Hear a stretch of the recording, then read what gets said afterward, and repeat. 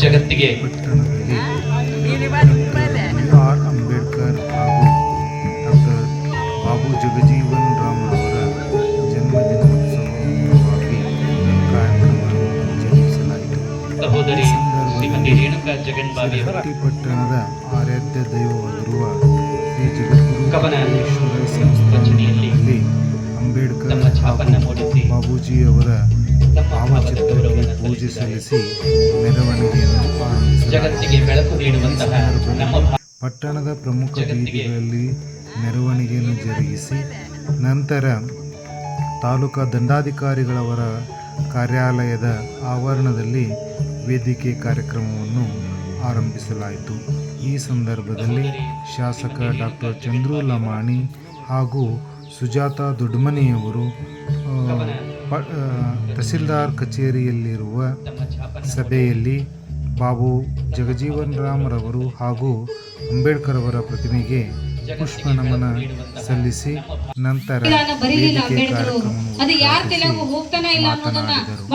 ಈ ಸಂದರ್ಭದಲ್ಲಿ ಸುಜಾತ ದೊಡ್ಡಮನಿ ಮಾತನಾಡಿ ಅಂಬೇಡ್ಕರ್ ಅವರು ಹಾಗೂ ಬಾಬು ಜಗಜೀವನ ರಾಮ್ ರವರು ಒಂದೇ ಸಮುದಾಯಕ್ಕೆ ಒಂದೇ ಜಾತಿಗೆ ಸೀಮಿತವಾಗಿ ಕಾರ್ಯನಿರ್ವಹಿಸಿದವರಲ್ಲ. ಇಡೀ ಭಾರತ ದೇಶದ ಜನತೆ ಮತ್ತು ಭಾರತ ದೇಶದ ಅಭಿವೃದ್ಧಿಯನ್ನು ಕಾರ್ಯವನ್ನು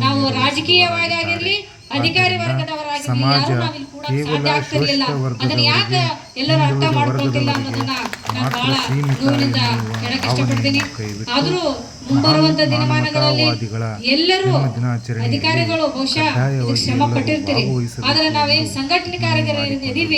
ನಂತರ ಮಾತನಾಡಿದ ಶಾಸಕ ಚಂದ್ರು ಲಮಾಣಿಯವರು ಶೋಷಿತ ವರ್ಗದ ಜನರ ಜೀವನಕ್ಕಾಗಿ ಸಮಾನತೆ ಮತ್ತು ಅಭಿವೃದ್ಧಿಗಾಗಿ ಸಾಕಷ್ಟು ಹೋರಾಟಗಳನ್ನು ಮಾಡುವ ಸಾಕಷ್ಟು ನೋವುಗಳನ್ನು ಸಾಧಿಸಿದವರಾಗಿದ್ದಾರೆ. ಅಂಬೇಡ್ಕರ್ ಅವರು ಮಾಡಿದ ಹೋರಾಟ ಅನನ್ಯ ಎಂದು ಡಾಕ್ಟರ್ ಅಂಬೇಡ್ಕರ್ ಬರೆದಂತ ಸಂವಿಧಾನವನ್ನ ಯಾವುದೇ ಕಾರಣಕ್ಕೂ ತಾಲೂಕು ಪಂಚಾಯಿತಿ, ಪಟ್ಟಣ ಪಂಚಾಯಿತಿ, ಸಮಾಜ ದಲಿತ ಸಂಘಟನೆ ನೆಮ್ಮದಿಯಾಗಿ ಕುತ್ಕೊಂಡು ಮಾತಾಡಕತ್ತೀವಿ. ನೀವೆಲ್ಲರೂ ಅಲ್ಲಿ ಕುತ್ಕೊಂಡಿವಿ ಅಂದ್ರೆ ಡಾಕ್ಟರ್ ಬಿ ಆರ್ ಅಂಬೇಡ್ಕರ್ ಸಂವಿಧಾನನೇ ಕಾರಣ. ಇಲ್ಲ ಅಂದ್ರೆ ಬಹುಶಃ ಯಾರು ಈ ನೆಲದಲ್ಲಿ ಭಾರತ ದೇಶದಲ್ಲಿ ಬಹುಶಃ ನಾವ್ ಯಾರು ಕುತ್ಕೊಳ್ಳಕ್ಕೂ ಆಗ್ತಿರ್ಲಿಲ್ಲ, ಮಾತಾಡಕ್ಕೂ ಆಗ್ತಿರ್ಲಿಲ್ಲ, ಇನ್ನೊಬ್ಬರ ಬಗ್ಗೆ ಏನು ಚರ್ಚೆಗಳು ಸಹಿತ ಮಾಡದೇ ಇರುವಂತ ಪರಿಸ್ಥಿತಿ ಆಗ್ತಿತ್ತು. ಅಂತ ಒಂದು ಸಂವಿಧಾನವನ್ನು ಕೊಟ್ಟಂತ ಪುಣ್ಯಾತ್ಮ ಡಾಕ್ಟರ್ ಬಿ ಆರ್ ಅಂಬೇಡ್ಕರ್ ಅವರು ತಮ್ಮ ಜೀವನ ಉದ್ದಕ್ಕೂ ಡಾಕ್ಟರ್ ಬಿ ಆರ್ ಅಂಬೇಡ್ಕರ್ ಅವರ ಬದುಕು ಹಾಗೂ ಸಾಧನೆ ಹಾಗೂ ಬಾಬೂಜಿಯವರವರ ಸಾಧನೆಯನ್ನು ಕುರಿತು ನಂತರ ಪಟ್ಟಣ ಪಂಚಾಯಿತಿ ಬಹುಶಃ ಅವತ್ತಿನ ದಿನ ಏನು ನಾವು ಆಯ್ಕೆ ಮಾಡಬೇಕಾಗಿತ್ತು ಅವತ್ತಿನ ಅಂಬೇಡ್ಕರ್ ಹೇಳಿದ್ರು, ಡಿ ಕೆ ಹೊನ್ನಪ್ಪನವರು ಸರ್ ಹೇಳಿದ್ರು, ಇಲ್ಲ ಅಷ್ಟು ಜನ ಪ್ರಸ್ತಾವನೆಯನ್ನ ಮಾಡಿದ್ರು, ಅಷ್ಟು ಜನ ಹೇಳಿದ್ರು, ಆದ್ರೆ ಏನಾಯ್ತು ಅನ್ನೋದ್ರ ಬಗ್ಗೆ ಬಿಟ್ಬಿಟ್ಟು ಏನಾಯ್ತು ಅಂದ್ರೆ ಚುನಾವಣೆ ಮುಖಾಂತರ ಸಂವಿಧಾನ ರಚನೆ ಕಮಿಟಿಯನ್ನು ಮಾಡ್ಬೇಕಂತ ಹೇಳಿ ಅವತ್ತಿನ ದಿನ ಮಹಿಳೆಯರಿಗೆ ಅದ್ರ ಆಶ್ಚರ್ಯ ಕಂಡುಕೊಂಡಂತ ಆಶ್ಚರ್ಯ ಏನಂದ್ರೆ ಅವತ್ತಿನ ದಿನ ನಮ್ಮವ್ರು ಯಾರು ಕೊಡ್ಲಿಲ್ಲ, ಯಾವ ಚುನಾವಣೆಯನ್ನು ಅವ್ರನ್ನ ಆಯ್ಕೆ ಮಾಡಲಿಲ್ಲ.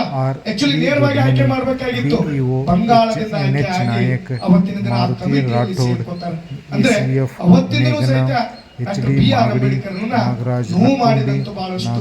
ಅದರ ಜೊತೆಯಲ್ಲಿ ನಮಗೆಲ್ಲರೂ ಗೊತ್ತಿದೆ ಅವತ್ತಿನ ಒಂದು ಸಂವಿಧಾನ ರಚನೆಯನ್ನು ಮಾಡ್ತಾರೆ 1950ರಲ್ಲಿ ಒಂದು 1949 ನವೆಂಬರ್ ಅಲ್ಲಿ ಅದರ ಪ್ರಸ್ತಾವನೆಯನ್ನು ಕೊಟ್ಟು ಮಂಡನೆಯನ್ನಾಗುತ್ತಾ ಅವತ್ತಿನ ದಿನ ಸಂವಿಧಾನ ರಚನೆ ಆದ್ಮೇಲೆ ಪತ್ರಿಕಾ ಮಾಧ್ಯಮದವರು ಬಂದು ಕೇಳ್ತಾರೆ, ಅರ್ಪಿಸ್ಕೊಂಡಾಗ ಪತ್ರಿಕಾ ಮಾಧ್ಯಮ ಕೇಳ್ತಾರ, ಇಲ್ಲ ಅಂಬೇಡ್ಕರ್ ಸರ್ ಅವರೇ ಈ ದೇಶದಲ್ಲಿ ಬಹಳ ದೊಡ್ಡ ಕೆಲಸವನ್ನ ಮಾಡಿದ್ರೆ ಬಹುಶಃ ನಿಮ್ಗೆ ಬಹಳ ಸಂತೋಷ ಆಗಿರ್ಬೇಕಂತ ಹೇಳಿ ಪತ್ರಿಕಾ ಮಾಧ್ಯಮದವರು ಕೇಳ್ತಾರೆ. ಆ ಪತ್ರಿಕಾ ಮಾಧ್ಯಮದವರು ಕೇಳಿದಂಥದ್ದನ್ನ ಒಂದು ಉತ್ತರವನ್ನ ಕೊಡ್ತಾರೆ, ಹೌದು ನನಗೂ ಸಹಿತ ಬಹಳ ಖುಷಿಯಾಗಿದೆ, ಆದ್ರೆ ದುರಾದೃಷ್ಟ ನಾಳೆ ದಿನ ಏನಾಗುತ್ತೋ ಗೊತ್ತಿಲ್ಲ, ಆ